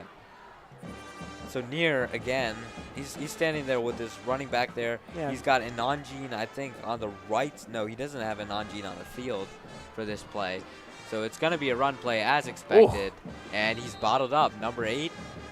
Burks, the ball carrier. Burks carries the ball for a very short gain when he's bottled up by Hayden Halpus. Halpus. Gain of 2 on the play, 2nd down and 8. So that's exactly what you want to happen on those run plays. They've been getting good spurts of yards whenever they've wanted, but on this drive, they've done a good job of containing the run. So 2nd and 8. The red zone is not the strong suit of this Wolfpack offense. Yeah, I think they're going to get Ananjin involved on the very left side. And Christian Farrell is playing outside on Ananjin. And Ananjin's going to take the inside. So he's passed up, and the ball comes out for an incompletion. Yeah, Farrell saw the ball when it was thrown, tried to get over there just a tad late. That's what I was looking for. Did Farrell get there? I was a little blocked off here, but no, that was an incompletion. Nonetheless, great defense once again by the Raiders. Yeah, they took Ananjin out of the equation. Ananjin tried to go in for the slant, get away from Farrell, but Burnett picks him up.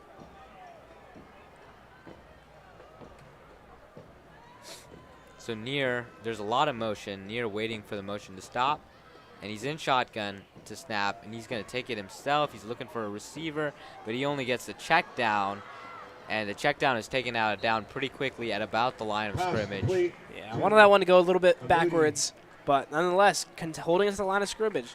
You know, screens get slippery. They can get away from you, but the Raiders did a good job holding in and bringing it to 4th and 8. Yeah, and who else but Noah LaValle to make that stop, racking up the more and more tackles, racking up his numbers. Noah LaValle gets in there. So this time, North Paulding will do the smart thing, and they'll kick the field goal. Yeah, and last time didn't go too well, so we'll see if there's any difference this time. 38-yard field goal, so 38 yards for number 38, Max Hernandez, the kicker. And the kick is good.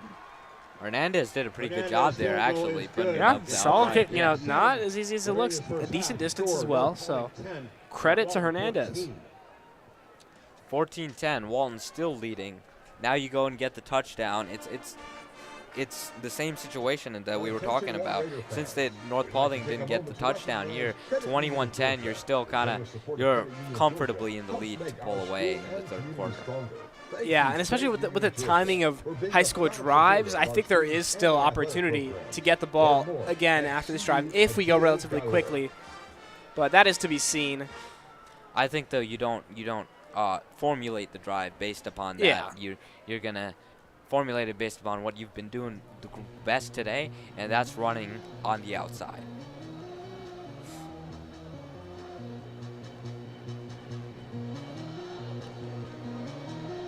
And today, Walton's, I think more than usual, the student section has showed out. A little enthused.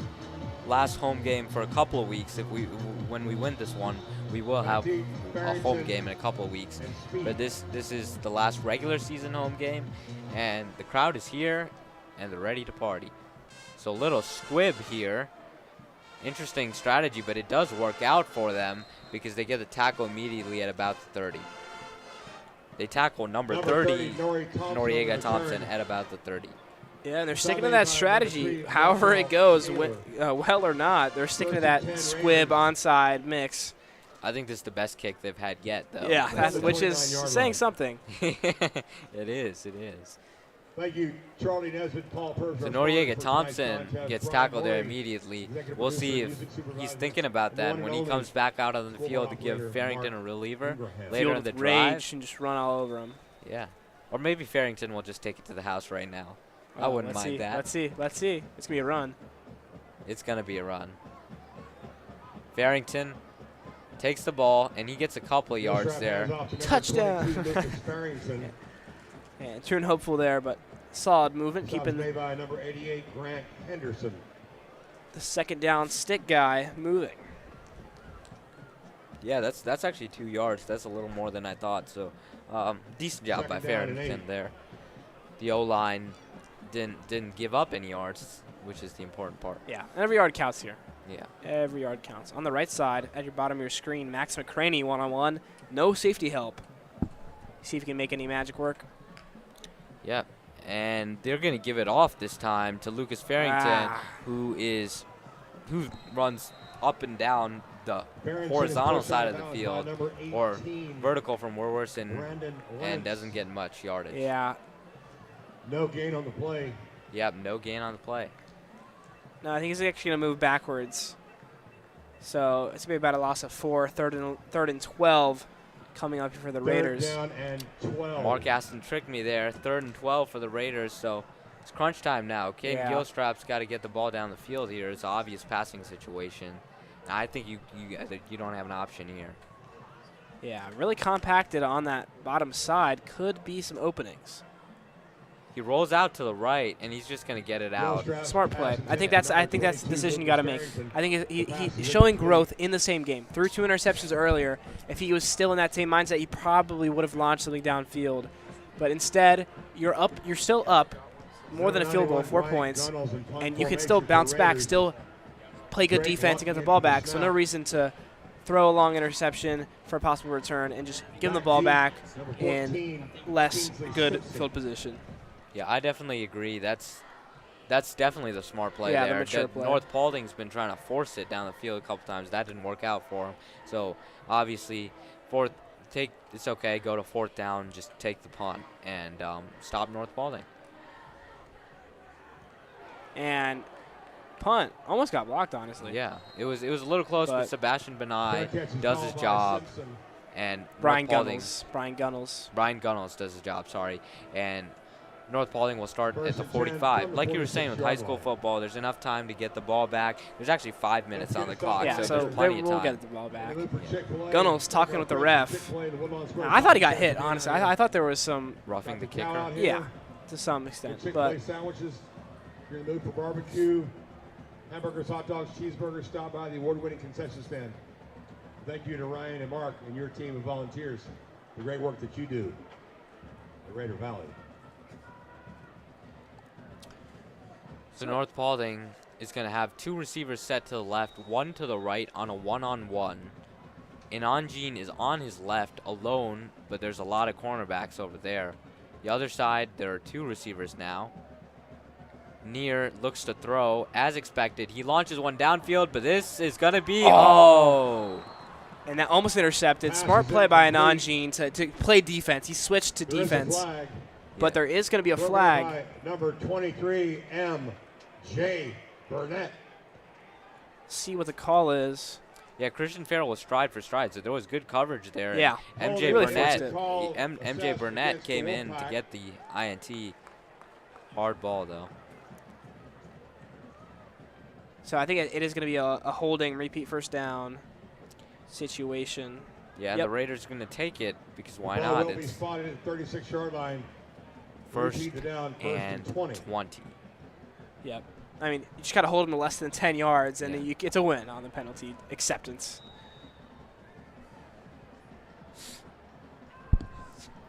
So again, a lot of shotgun for North Paulding. I think exclusively shotgun and wildcat. And near at around the 30, snapping the ball. He's going to hand it off to Burks. There is laundry on the field, but Burks will be taken down with about a 9-yard gain. There is a flag. Yeah, we'll see what that one is. I think this might be another holding. Stop made by number 34, Bowie Crawford. Bowie Crawford on the stop. He's been bringing a lot of pressure today. We haven't said his name in terms of tackles or sacks or numbers, but this time Bowie Crawford gets the stop, gets one for himself.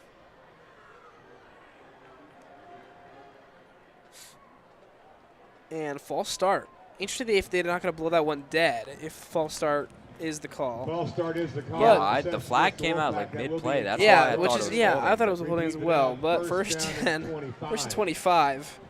First 25 is tough. I've been watching the Bears earlier in the season. I know first 25 is tough. But North Paulding is even tougher for North Paulding than it is for Caleb Williams. So And in the pistol formation once again. Near takes the snap. Near hands it off. Great Not tackle. much there. Gets back to the line of scrimmage, maybe a yard, but that's great containment by the Raiders. Yeah, all the Raiders converged there. Bowie Crawford, Stop made by William number Ruddle, 9, everyone Jake was there. Thorner. Jake Thorner is given the Alongside credit number for the stop, 34. but everyone was there. And once again, quarter That was going number by kind of 34, quickly, Bowie just Crawford. sub 4 minutes at the 3:57 mark. 14-10 is your current score. Only been an hour since the game started. Yeah, less than. So a lot of running tonight. Yeah, Something that clock has really explosive. kept moving. We Yeah. haven't had a lot of Stoppage. out of bounds or stoppage. Which is a good thing. A Yeah. lot of running. Run explosive football is always fun to watch. You know, Tarun's got a big race tomorrow, so he wants to go night-night as soon as he can. And, ooh, LaValle came blazing in, just couldn't get there. And the scramble. Yeah, and Near does his job there. Near might have gotten the first down Well, there. no, he got back to the original or 10. yeah. So That's, third that's, and 10, Number 19 third and 9. here. Third and 10 is going to be Oh, the quarterback call. keeper taken Oh yeah, down it was at the first 46-yard 25. line. Yeah, But it's Near- going to take a Near little gets more the to get that first Number down. 19, But good job by Jude Near nonetheless to Yeah. get away from pressure. We've seen him do that a couple of third times down today. and Yeah, he's 10. an athletic, mobile QB for sure. And he's not forcing any of the runs either. He's playing the system. Yeah, he's been having himself a solid night. Near looks for the motion to stop. Near to snap at the 41. And the snap is low. Near tries to recover. There's Whoa. good coverage down the field. And Nanjine's got it, and he's got the touchdown. So just takes on that third and 10, a 46-yard pass. Actually, more than that, 54-yard pass That completion into the end zone. It's very unfortunate because there was great coverage back there too, as Good far as for I could North see. High.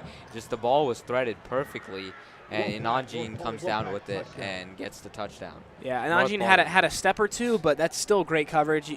Corner is one of the hardest positions, if not the hardest position to play on the Number gridiron. 38 So Hernandez hit the staying point after one or attempt. two steps behind a skilled receiver like a Nanjine is a win in itself. But that ball Whizzing rolls out to it the right and into just the hole. low snap. I'm so surprised that he Yeah, was I- able to really yeah.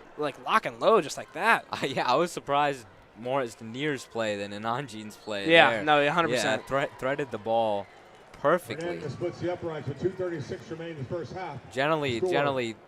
that coverage North is good Paulding, enough that the quarterback can't 18, get it Walton close Raiders. enough that Yeah. you're going to make the play as the corner. But But perfect yeah, ball. Chef's perfect kiss.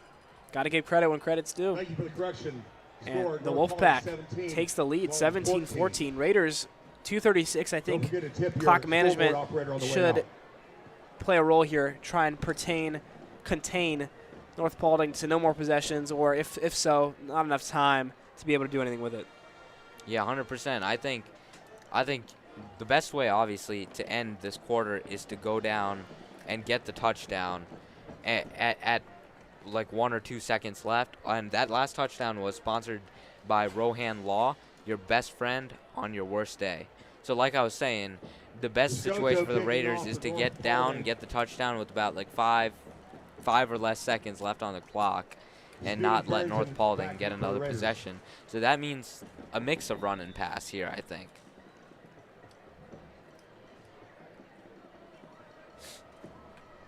Sorry, I just had to yawn real quick. But I agree completely with you, Turian. I think even if you don't get any points in this drive, you have to leave no time left for North Paulding. They've shown just there that they can throw a 50-yard pass and get a touchdown. So got to be mindful of that.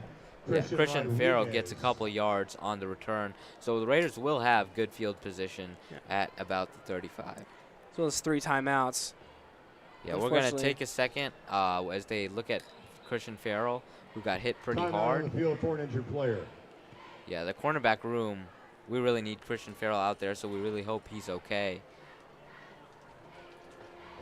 2:32 left in the game. In the half. Or in the half, rather. In the half. 2:32 of game time left in the half. And Caden Gilstrap is set up perfectly. I think you come out with a run, either Noriega Thompson, Lucas Farrington, or Caden Gilstrap. You give him the first run, maybe out out the side, by the sideline, like a HB toss or outside run, or you run the read option, and then you can make a short pass or a even one explosive pass peppered in there. Yeah, absolutely. I think the players and the coaching staff, we've had multiple situations like this over the season. You practice for this, so certainly I'm sure they've got it under control as we're getting ready to resume action. Yeah, 2 minutes and 32 seconds, and Caden Gilstrap lines up in the signature Walton shotgun. This shotgun has been working really well. Just straight up passing or the read options and just the run plays as well. It's out to the left that you want to watch right now, or Caden Gilstrap keeps the ball on this one, and he gets a yard or two. But I was looking at that matchup out to the left. Christian Ward was one-on-one against number 5, Jamari Carter again. Jamari Carter was the one with the interception earlier, so they have their strongest corner on Ward, but he's the only one there, and I think Ward can use his speed to get around Carter, as we've seen with that double move earlier. Yeah, I agree. I think you want to keep Ward involved. You want to keep your receivers flowing, and Ward's your guy. Single coverage, no safety help. You've got to look for a way to get him the ball. This time it's going to be McCraney with the single coverage on the right side. Another keeper. Yeah, for another Caden. keeper for Good juke Gilstrap, move. and Gilstrap gets 7 or 8 yards there. Good play. Looks like it's going to be third and 2 for the Raiders. Nothing to scoff at, absolutely. Yeah, Good, he gets solid a run. couple of blocks there, too, with Farrington helping out in the blocking game, going right in front of Gilstrap. So, good play there. So it's 1:25 left in this half. We'll see how fast they want to go from here. And it's going to be another run play. And bulldozing Everyone, his way to a first down. Oh, and more. Wow. Farrington. I thought there was nothing there. Everyone was bunched up there, Yeah. but Lucas Farrington comes around and just carries a couple of defenders for a good 5 or 6 yards. Shout out to the big boys up front as well, helping him push and churn forward. Yeah, in pregame we were talking about how that's going to be important this game. The O-line helping out. They've helped out a lot in the run game today, I will say. Absolutely. A lot of blocking, going up and getting blocks, even when it's not their assignment to. And there's another nice throw, nice pass, gets the first down, and gets out of bounds by Jude Cascone. Yeah, and I think the clock management has been amazing so far. 49 seconds left. Haven't used a timeout. That's the first time they go out of bounds, and they keep the chains moving. So it's going to be a 1st and 10. 49 seconds, 3 timeouts. Raiders have full control of the moment. This time again, you're going to see 2 receivers to the right, Caleb Carlson and Max McCraney, and they're going to be played very soft. So if they want a quick throw, it would be to the right. On the left, Christian Ward is being pressed, so the long play would come to your left. So yeah, there's your comeback route like I was talking about. Wow. And Max McCraney fighting for a couple of extra yards and gets the first down. I don't know if you saw that, but he almost lost control and dropped the ball, but puts it behind his back while he's moving. And yeah, and that actually gets him a couple more yards. Yeah, it did, and looks good for the Raiders. Yeah, and 41 seconds left in this half now. I guess the clock was stopped there after that play. And Caden Gilstrap is being rushed, moves up in the pocket, and he gets away. He's going to make the throw. Ooh. Just a little out of reach for McCraney, but a great play, great effort. Yeah, Caden feels that pressure collapse, realizes he's got to do something. Rolls out to his left, almost has a scramble, but gets sealed off by the edge and has a nice little float pass to McCraney. Unfortunately, falls incomplete.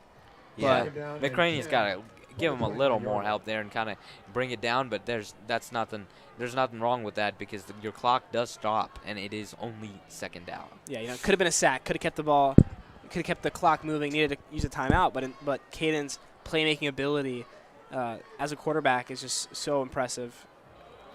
And that's going to be a false start on the Raiders, unfortunately. Unfortunately, this pushes back to a 2nd and 15. Ball starting as a call against the Raiders, 5-yard penalty, repeat the down. 30 seconds as well. Now I got to think about a possible field goal to match them at 17 now. Didn't you say last season they were tied at halftime as well? Yeah, Wesley did say that in pregame, and I do remember that we were tied at halftime, and then we pulled away. So that'd be a similar game script here. Yeah. Yeah. Are you superstitious, Tarun? I don't know, but if there was a game script, I would think if we're following the NFL model of having the same team win the Super Bowl every year, then we're looking good, then huh? We're looking good, yeah. But I think it's Caden's ability that will win it for us here, and Caden does get away. He's got him. And he's got the throw there. Wide open is number 19. Jude Cascone. Wow. I'll tell you what. That was a big boy catch. Yeah, the tight end. That's Travis Kelce-esque, where he goes. I think it was actually a corner he was carrying, not even a linebacker, and he just mosses him, gets over his head. Yeah, certainly. He had the space. Ball gets a little underthrown. Cascone manages to make it happen anyway, and that was something to watch. I'll tell you. Jude Cascone, he was really an impact blocking in the run game last year, and he got a couple of receptions, started blossoming as a receiver, and this year, these past few games, he's really showed up. Earlier in the season, we didn't see him as much, a little bit of injury, all of that, but these past few games, he's really blossomed. Yeah, 150 receiving yards before that play on the season. Nothing to scoff at, consistent, solid contributor. And it's even more impressive given that he hasn't been playing. And like earlier in the season, he wasn't playing due to injury. Yeah. So once he came in, he's been making his impact. And that last touchdown was brought to you by Morning Dew Landscaping, your best friend. Morning Dew Landscaping, the premier landscaping company of East Cobb, and Rohan Law, your best friend on your worst day. So 24 seconds to go before halftime. Make sure to stay tuned. Wesley Powell having a fully prepped and deep dive analysis on that first half for you guys. So stay tuned. But as for now, 24 seconds for Walton to contain North Paulding from putting any more points on the board. Want to keep that 4-point lead. Even if they score a field goal to start the second half, still got that lead. So very important to contain them here. Yes, very much so. And it will be interesting what North Paulding does. They've been pretty aggressive tonight with the play calling. So it'll be interesting to see if they're going to take that shot down the field or they're just going to kind of kneel it out. And depending on how this return goes, that'll definitely impact the decision. And it's going to be a touchback. I feel like North Paulding's been aggressive, going for it on fourth downs, that this very well may be a true attempt at putting points on the board before half. Yeah, I expect that as well, but it is a very risky proposition. I don't know if I would be confident doing that, but I think North Paulding will try and go down the field. I think you got to give it one true play. If that one play fails, then you kind of put yourself in that position where it's like, now it's not really worth the risk. Lost a few seconds off the clock. So, yeah, and it's going to probably be a non-gene on the left side playing against number 15, Malachi Speed. So they might think they have the mismatch there, but Malachi Speed has been clamping the receivers so far tonight. It's going to be a run. It's going to be a run. Oh. To Morris Martinez, who gets 10 yards. Morris Martinez, solid run, but I think that run was intended just to take it to halftime. Yep, does seem that way. No timeouts being called. So, should be the last play of the half. Your score going into halftime. Walton, 21. North Paulding, 17. What a game. What a game so far, folks. Oh, they did call a play. Wait a second. All right, Morris Martinez gets a few more, but nothing to change the score. Now, to Wesley Powell for your halftime report.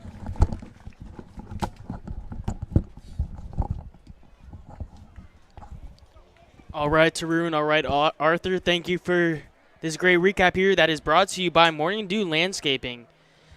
Raider fans, we've been blessed with such a great first half, starting off with an amazing touchdown by Christian Ward, hitting him with a clean double move, getting the Raiders back on the board to equalize it to North Paulding. Noriega Thompson would break the deadlock to make it 14-7 after an explosive run by Caden Gilstrap set it up.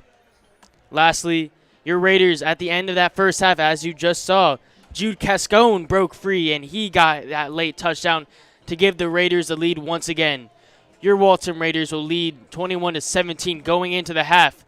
I will see you at the end of the game. Have a good halftime.